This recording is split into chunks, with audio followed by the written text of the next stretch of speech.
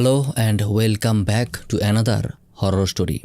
আজকে আমরা একটানা বেশ কয়েকটা ঘটনা শুনব। প্রতিটা ঘটনাই আমি ইমেইলের মাধ্যমে পেয়েছি, আর আজকের ঘটনাগুলি আমি নিজেই বেশ যত্ন সহকারে বাছাই করেছি। প্রতিটা ঘটনাই একটার থেকে আরেকটা বেশি ভয়ঙ্কর।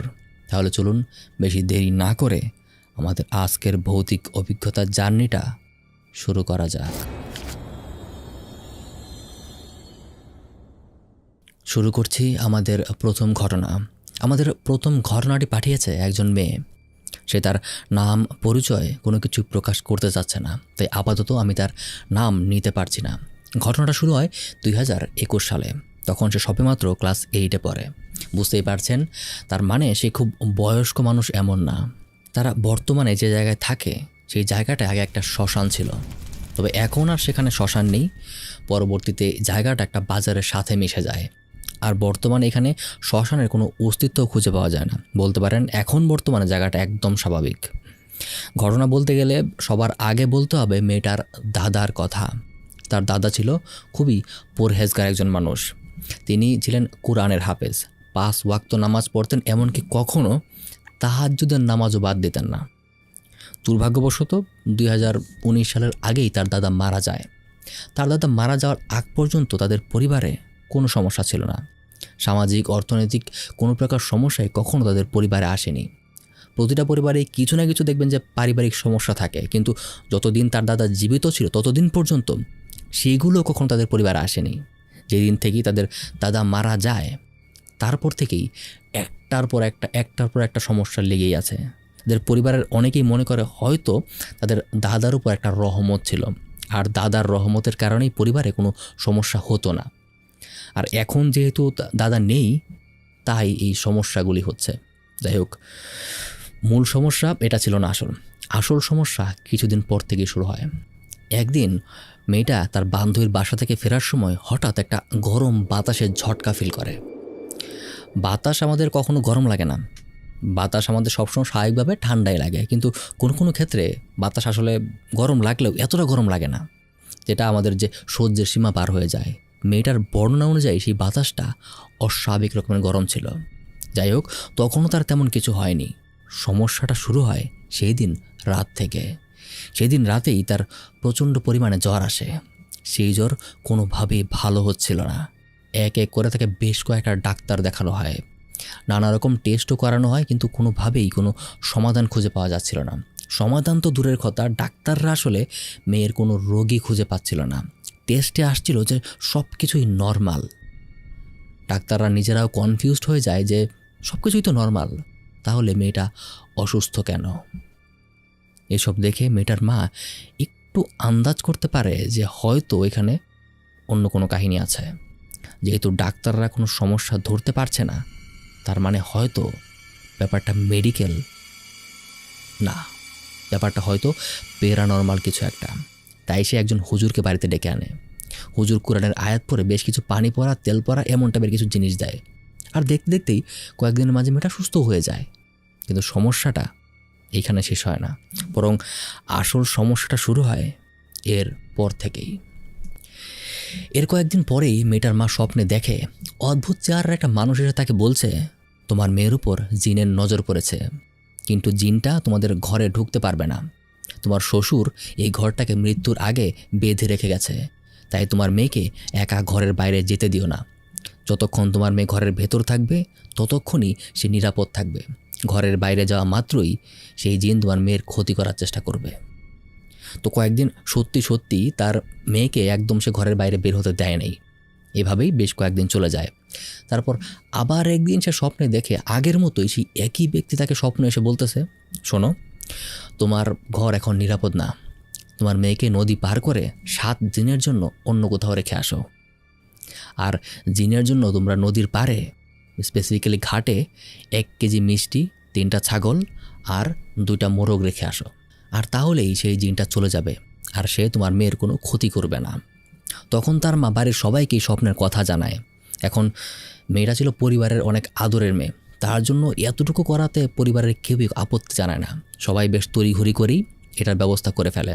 স্বপ্নের কথা অনুযায়ী 21 কেজি মিষ্টি, 3টা ছাগল আর 2টা মোরগ নদীর ঘাটে রেখে আসা হয়।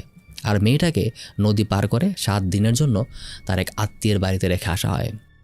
এসব করার পর মেয়েটা বেশ কিছুদিন ভালো ছিল, কিন্তু আবার একদিন হঠাৎ করেই মেয়েটা অসুস্থ হয়ে যায় এবং এইবার এত পরিমাণ অসুস্থ হয় যে তার নাক কান গলা দিয়ে রক্ত পড়তে শুরু করে। তাকে দেখে মনে হচ্ছিল হয়তোবা সে এখনই মারা যাবে। মেয়েটার শারীরিক অবস্থা দেখেই সবাই বেশ ভয় পেয়ে যায়। মেয়েটাকে তখন দ্রুত তাদের নিজেদের বাড়িতে নিয়ে আসা হয়।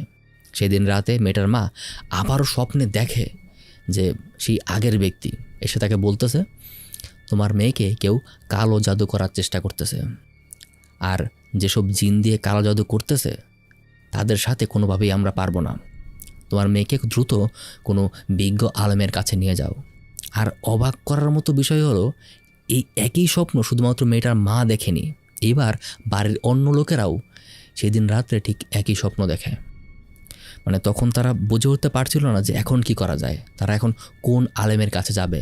তাদের মাথায় তখন কারোর নামই আসছিল না। যখন তারা এরকম আলেম খোঁজাখুঁজিতে ব্যস্ত, তখনই হঠাৎ মেয়েটার দাদার এক পুরনো বন্ধু তাদের বাড়িতে আসে।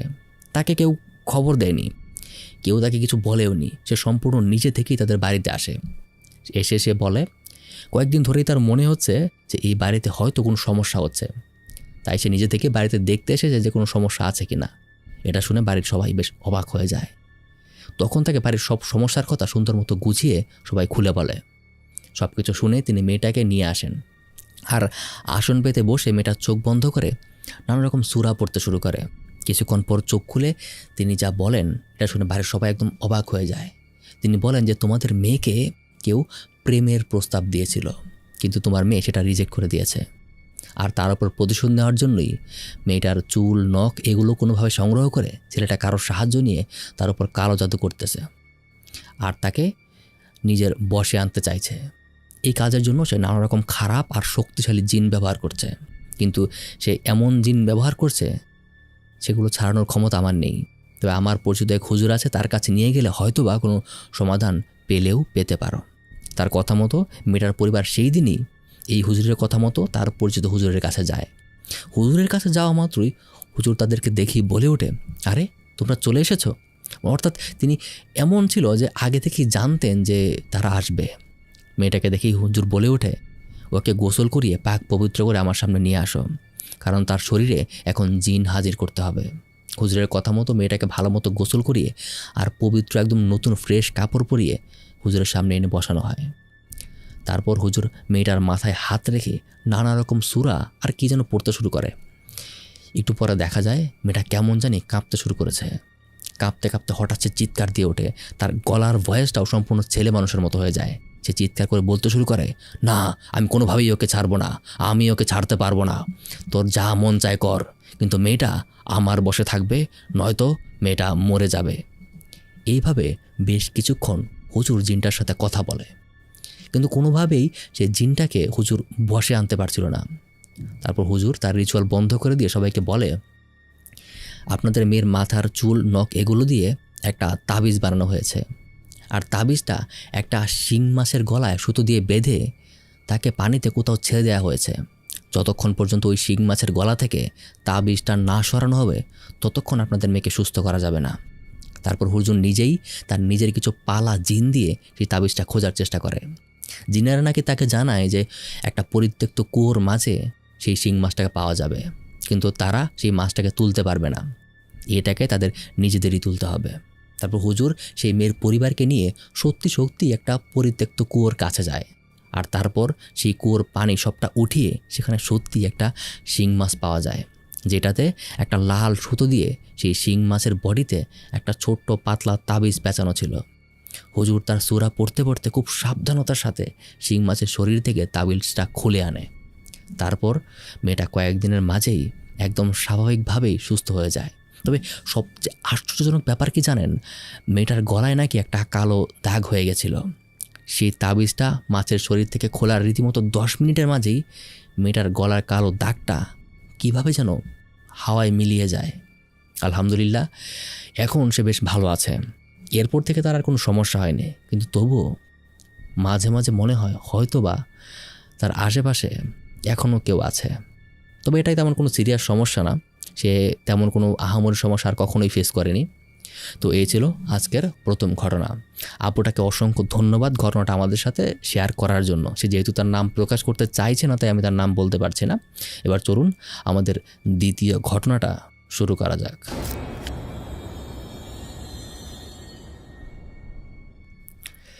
শুরু করছি আমাদের দ্বিতীয় ঘটনা। আমাদের দ্বিতীয় ঘটনাটা পাঠিয়েছে বায়েজিদ নামের একজন। প্রায় মাস 6 আগের কথা। বায়েজিদ অনার্সের একজন ছাত্র। বাইকে করে বিভিন্ন জায়গায় ঘুরে বেড়াতে বায়েজিদের বেশ ভালো লাগে। তাই নিজের মতো কিছু বাইকার বন্ধুবান্ধবও তার আছে, তারাও ঘুরে বেড়াতে অনেক পছন্দ করে। তো এমনই একদিন ঘুরে বেড়ানোর উদ্দেশ্যে বায়েজিদ তার বন্ধুবান্ধবদের নিয়ে গাজীপুরের কালীগঞ্জ পার হয়ে একটা গ্রামের দিকে রওনা দেয়। গ্রামের নামটা সে মেনশন করেনি, করলে ভালো হতো। তবে গ্রামটা ছিল অনেক সুন্দর, কিন্তু গ্রামটা সম্পর্কে অনেক আজে বাজে কথা সে আগেই শুনেছিল। অনেকে তাকে বলেছিল যে গ্রামের জিন ভূতের আসর আছে। আরও অনেকে অনেক কথাতেই বলেছিল, কিন্তু কোনো কথাতেই সে কান দেয় নাই। সে কোনো কিছু চিন্তা ভাবনা না করেই রওনা দিয়ে দেয়। আর এই গ্রামে পৌঁছাতে পৌঁছাতে বিকাল দিকে রওনা দেয়, এই কারণে সন্ধ্যা হয়ে যায়। তখন রাস্তার পাশ দিয়ে যেতে যেতে তারা খেয়াল করে রাস্তার পাশেই একটা ছোট বিল, আর তার পাশেই একটা বিলের ঠিক ঘাটে একটা পুরনো নৌকা, আর তার পাশে বিশাল বড় একটা বটগাছ। বটগাছটা এত বড় যে 7 জন মিলে যদি এভাবে ধরে ঘেরাও করে, তারপরেও বটগাছটা ঘেরাও হবে না, এতই মোটা ছিল। কিন্তু সব মিলিয়ে জায়গাটা এত সুন্দর ছিল যে সবাই ওখানে বসে আড্ডা দেওয়ার জন্য থেমে যায়। আড্ডা দিতে দিতে হঠাৎ এই আড্ডার মাঝে একটা লম্বা মানুষ তাদের কাছে আসে। লোকটা প্রায় 6 ফুটেরও বেশি লম্বা। বর্তমানে এরকম লম্বা দেখা যায় না। লোকটা তাদের প্রথমে জিজ্ঞাসা করে, এই তোমরা কই থেকে আসছো? বাইজি তখন নিজেই উঠে বলে যে আমরা এখানে শুধু ঘুরতে আসছি, একটু পরে চলে যাব। তখন লোকটা বেশ ভারী কণ্ঠে তাদেরকে বলে, এইখানে বেশিক্ষণ থেকো না, সমস্যা হবে, চলে যাও। কিন্তু লোকটার কথা তারা কেউ পাত্তা দেয় নাই। তখন বায়েজিদ লোকটাকে বলে যে দেখেন, আমরা বেশিক্ষণ থাকবো না, চলেই যাব, আপনি যান, কোনো সমস্যা হবে না। লোকটা তখন আবার তাদেরকে বলে যে দেখো, বেশিক্ষণ সময় থাকলে কিন্তু বিপদ হতে পারে, বলেই লোকটা চলে যায়। লোকটার কথা শোনার পর বায়েজিদের মনে একটু অস্থিরতা কাজ করে, কারণ আগেও সেই গ্রাম নিয়ে অনেক উল্টাপাল্টা কথা শুনেছে। এই জন্য সে সবাইকে বলে যে চলো সবাই বের হয়ে যাই, আসলেই যদি কোনো সমস্যা হয় তাহলে প্রবলেম। কিন্তু বায়েজিদের একটা বন্ধু ছিল, সেই বন্ধুটা একটু উশৃঙ্খল টাইপের ছিল। সে বলে যে তোরা গেলে যা, আমি তো ভূত না দেখে যাবো না, আমি তো আসছি এখানে ভূতের জন্য। আর তখন সে ওটা দাঁড়িয়ে চিল্লাই বলে, কই ভূত, দেখা দে ভূত, তোদেরকে দেখা, আর একটু কিছু অশ্লীল গালিগালাজ করে যেগুলো বলা যাবে না। তো বায়েজিদের বন্ধুর এমন আচরণ দেখে বায়েজিদের স্যার তখন রেগে তাদেরকে ধমক দেয়। বলতে ভুলে গেছিলাম যে বায়েজিদের একটা স্যার ছিল, যে তার মোটামুটি তাদের বয়সী, অনেকটা বলতে পারেন তাদের বন্ধুর মতোই। তারাও তাদের সাথে ঘুরে বেড়ানোর শখ, এই কারণে সে তাদের সাথে এসেছিল। যাই হোক, শেষমেশ অনেক আলাপ আলোচনা শেষে সবাই ঠিক করে যে সবাই আরও কিছুক্ষণ ওখানে বসে থাকবে, তারপর চলে যাবে। কিন্তু আড্ডা দিতে দিতে সময়ের দিকে আর কারো খেয়াল নেই। যখন খেয়াল করে তখন প্রায় রাত 12টা বেজে গেছে। সবাই তখন ভাবে যে এখন রওনা করলে তো অনেক টাইম লাগবে, একটা কাজ করি, আমরা ভোরের দিকে রওনা দেই, রাতটা এখানেই কাটিয়ে দেই। একটা বারবিকিউ করার প্ল্যান করে আর কি, এখানে যে আশেপাশ থেকে কিছু জিনিসপত্র কিনে এনে যদি এখানে জ্বালিয়ে একটা বারবিকিউ করা যায় তাহলে ভালো হয়। যদিও বারবিকিউ পরে হয় নাই, তারা আড্ডায় দিতে থাকে। আড্ডা দিতে দিতে তাদের প্রায় রাত 4টা বেজে যায়। হঠাৎ করে বায়েজিদ দেখে যে ওই 4টার সময় পাশে যে নৌকাটা ছিল, নৌকাটার উপর অদ্ভুত একটা লোক বসে আছে, একদম সাদা, একদম সম্পূর্ণ বডি সাদা, এবং সে কারো কোনো ক্ষতি করছে না, কোনো শব্দ করছে না, জাস্ট চুপচাপ বসে আছে। একটা গ্লো করতেছে, একটা অদ্ভুত আলো বের হচ্ছে তার ভেতর থেকে, মনে হচ্ছে যে একটা বাল্বের মতো জ্বলতেছে এরকম। তখন এটা দেখে সে ভয় পেয়ে যায়। সে স্যারকে বলে, স্যার ওদেরকে বলেন আমরা এই জায়গাটার থেকে চলে যাই, আমার মনে হয় না এখন জায়গাটা সুবিধার। কথাটা বলার সাথে সাথেই তার যে উশৃঙ্খল বন্ধুটা ছিল, সে একটা পাথর নিয়ে সেই সাদা যে অবয়বটা ছিল ওটার দিকে ঢিল মারে, এবং ঢিলটা ওখানে লাগার সাথে সাথেই একটা বিশাল শব্দ, বিকট শব্দ হয়, আর সেই যে অদ্ভুত অবয়বটা ছিল ওটা গায়েব হয়ে যায়। সবাই তখন ভয় পেয়ে, এই শব্দের কারণে ভয় পেয়ে বাইকের দিকে দৌড় দেয়। বাইক তাড়াতাড়ি করে তার বাইকটা স্টার্ট দেওয়ার চেষ্টা করে, কিন্তু কিছুতেই তাদের গাড়ি স্টার্ট হচ্ছিল না। এর আগে কখনোই গাড়ি স্টার্ট করে তাদের এত ঝামেলা হয় নাই। গাড়ির মিটার অন্য ছিল, কিন্তু লাইট জ্বলছিল না, গাড়ি কোনোভাবেই স্টার্ট হচ্ছিল না, হেডলাইটও কাজ করতেছিল না। তো সবাই ভয়ে ঘামতে শুরু করে। বায়েজিদ প্রচণ্ড ভয় পেয়ে, তার বায়েজিদ মাদ্রাসার ছাত্র ছিল, এই কারণে সে আয়াতুল কুরসি মুখস্থ ছিল, যে দ্রুত টানা আয়াতুল কুরসি পড়তে শুরু করে, এবং এর পরপরই ম্যাজিকের মতো বাইকটা স্টার্ট হয়ে যায়। কিন্তু গাড়ির হেডলাইটটা তখনও স্টার্ট হয় নাই। তো কোনোভাবে গাড়িটা স্টার্ট করে অন্ধকারেই টেনে যে কজন ছিল সবাই এখান থেকে বের হওয়ার চেষ্টা করছিল। কোনোভাবে বাইক দ্রুত টেনে কালীগঞ্জ পৌঁছানোর পরে সবার শরীরটা অনেক হালকা ফিল হচ্ছিল যে না, বুকের ওপর থেকে একটা বড় পাথর নেমে গেছে। কিন্তু তখনও কেউ ঠিকমতো নিঃশ্বাস নিতে পারছিল না, সবাই এতটাই ভয়ে ছিল। যাই হোক, তারপর সেই দিন মোটামুটি সবাই বাড়িতে ফিরে আসে, ভোরের মধ্যেই বাড়িতে ফিরে আসে। কিন্তু সমস্যাটা এখানে শেষ হয় না, বরং পরদিন সকাল থেকেই সমস্যাটা শুরু হয়। হঠাৎ করে বাইজিদের সেই বন্ধুর বাসা থেকে ফোন আসে যে তার সেই বন্ধুটা, উশৃঙ্খল বন্ধুটা অসুস্থ হয়ে গেছে। বাইজিদ তাড়াহুড়ো করে সেখানে গিয়ে দেখে তার প্রচণ্ড পরিমাণ জ্বর আর চোখগুলো অস্বাভাবিক রকমের লাল, এত লাল মানুষের চোখ হয় না। আর তার পিঠে 4টা আঁচড়ের দাগটা দেখে মনে হচ্ছিল খুব ধারানো নখওয়ালা কোনো প্রাণী, যেমন বাঘের আঁচড় যেমন হয় বা বিড়ালের আঁচড়, এরকম আঁচড় দেওয়া পিঠের মধ্যে। কিন্তু সবাই বাইক চালাচ্ছিল, আর এই আঁচড়ের সাইজটা এত বড় যে এটা কোনো স্বাভাবিক মানুষের আঁচড় বা পাঞ্জার আঁচড়ের উপর না, একদম সম্পূর্ণ পিঠ জুড়ে ছিল। এত বড় হাত মানুষের হয় না। তো এইসব দেখে বাসার লোকজন কিছুটা আন্দাজ করে যে এটাও হয়তো প্যারানর্মাল কিছু একটা।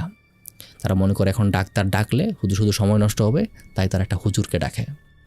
হুজুর এসে বাইজিদের বন্ধুর চোখ আর সেই বড় হাতের যে আঁচড় দেখি বলে যে শরীরে কোনো শক্তিশালী জিনের নজর পড়েছে।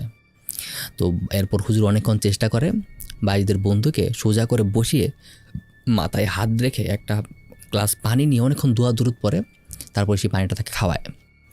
কিন্তু তাতে কোনো লাভ হয় না। হুজুর হাল ছেড়ে দিয়ে বলে যে আমার দ্বারা হবে না, কোনো বড় আলেমকে না দেখালে এই জিনিসটা ওকে আস্তে আস্তে একদম শেষ করে দেবে। পরদিনই সেই হুজুরের পরিবার আরেকটা ভালো আরও বড় মাপের একজন হুজুরকে ডেকে আনে। সেই হুজুর বাইজিদের বন্ধুকে পাক পবিত্র করে সামনে বসিয়ে অনেকক্ষণ পর্যন্ত কতগুলো সূরা পড়ে আর জিন হাজির করে তার শরীরেই, ওই ছেলের শরীরেই। তারপর তার সাথে কিছুক্ষণ কথা বলে আর রুম থেকে সবাইকে বাইরে বের করে দেয়। বের করে দিয়ে তারপর যখন রুম থেকে বের হয়ে বলে যে এই জিন চলে যেতে রাজি আছে, কিন্তু জিনের কিছু শর্ত আছে, শর্তগুলো মেনে নিলে সে চলে যাবে। এখন বাইরের সেই বন্ধুরা ছিল তার বাবা মায়ের একমাত্র ছেলে, একমাত্র সন্তান, একটাই ছেলে। তো তার বাবা মা যে কোনো ধরনের শর্ত মানতে রাজি ছিল। সেই শর্তগুলো সম্পর্কে আসলে বাইজিদ লিখে পাঠায়নি, লিখে পাঠালে ভালো হতো, তাহলে আমি শর্তগুলো বলতে পারতাম। যাই হোক, জিনের শর্তগুলো মেনে নেওয়ার পর সে আস্তে আস্তে সুস্থ হতে শুরু করে। এর অনেক পরে বাইজিদ খোঁজ খবর নিয়ে জানতে পারে যেই জায়গাটায় তারা বসেছিল, যে জায়গাটা তারা আড্ডা দিচ্ছিল, ওই জায়গাটায় বেশ কয়েকজন মানুষ গলায় দড়ি দিয়ে মারা গেছে। আর যে বট গাছটার নিচে তারা বসেছিল, সেই বট গাছটা কালো জাদুর জন্য ওই জায়গাটা খুব ফেমাস ছিল। ওই বট গাছের নিচেই বিভিন্ন ধরনের ব্ল্যাক ম্যাজিক করা হতো। এই কারণেই এই জায়গাটায় তেমন কেউ একটা যায় না। তো বাইজিদের বন্ধু একসময় সুস্থ হয়ে যায়, কিন্তু এখনও ঘটনাটা ভাবতে গেলে বাইজিদের শরীর একদম ঠান্ডা হয়ে যায়। কারণ সেই রাতের অভিজ্ঞতা, যে ভয় তারা পেয়েছিল যে হঠাৎ করে বাইক বন্ধ হয়ে গেছিলো, স্টার্ট নিচ্ছিল না, আর বিকট শব্দ, ওটা সে কোনো দিনও ভুলতে পারবে না। বাইজিদকে অসংখ্য ধন্যবাদ ঘটনাটা লিখে পাঠানোর জন্য।